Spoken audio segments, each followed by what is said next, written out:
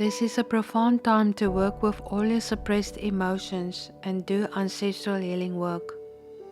When Pluto entered my 12th house, I was diagnosed with rheumatoid arthritis, and it was around my Saturn return, age 28, and the specialist told me I will be on medication for the rest of my life, and Capricorn rules the bones. I felt I was living in a 90-year-old body, no history whatsoever, but realized there was an enormous battle going on within me. I have been attacking myself with so much suppressed emotions, which I didn't understood at that time. That was my wake-up call, and my spiritual awakening journey began, and the rheumatoid arthritis disappeared completely because the root was in my emotional body.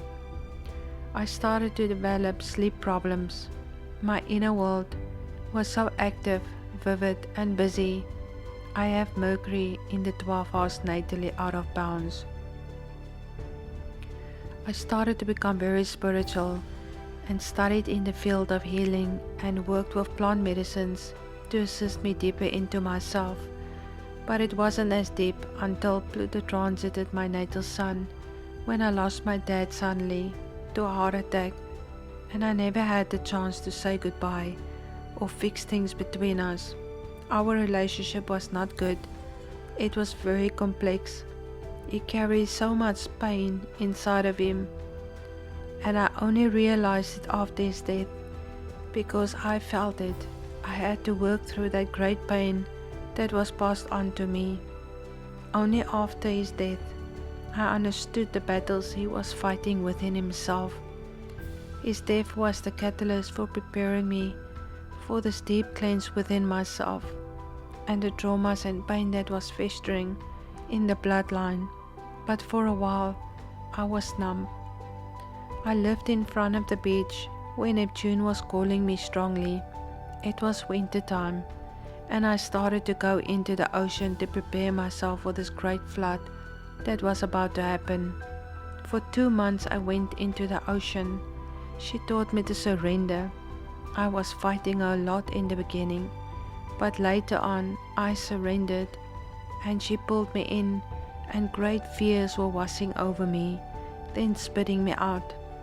The last day I graduated, there was a guy sitting and watching me and started to clap hands and applauding me, and immediately I knew spirit were working through that man, and I'm now ready for this deep dive within myself, and I never had the urge to go back into the ocean the next day. Not long after, intense anxiety and panic attacks started to flood me, and shortly after my suppressed emotions made itself known, and I began the process to isolate myself from everyone. I didn't want any interruptions while I was doing this sacred work within myself, going through a death and rebirth.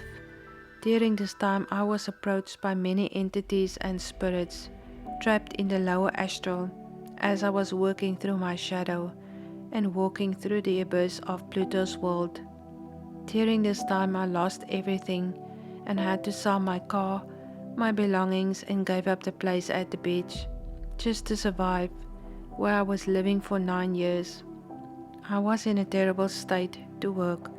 My whole inner world were crumbling and falling apart, and no one knew or understand what I was going through. I was so raw and open and couldn't allow any outside interference to come into my space, and in the same time I was hit by eclipses on my natal Chiron in the 4th house. I lost my dad during this Pluto transit, but he left me a beautiful gift. I found myself. This deep dive into my subconscious period started in April 2019 and finally ended in March 2023. This intense inner work period were preparing me for a life of service to humanity just before Pluto was about to go into my 1st house and Saturn transiting my South Node. That was the death of my old ego self and the rebirth of my soul being the driver of this vehicle and my initiation into higher consciousness. One thing I learned, that there is no better teacher than life itself and the teacher within. Wisdom can only be born out of darkness. How deep can you dive into your own shadow?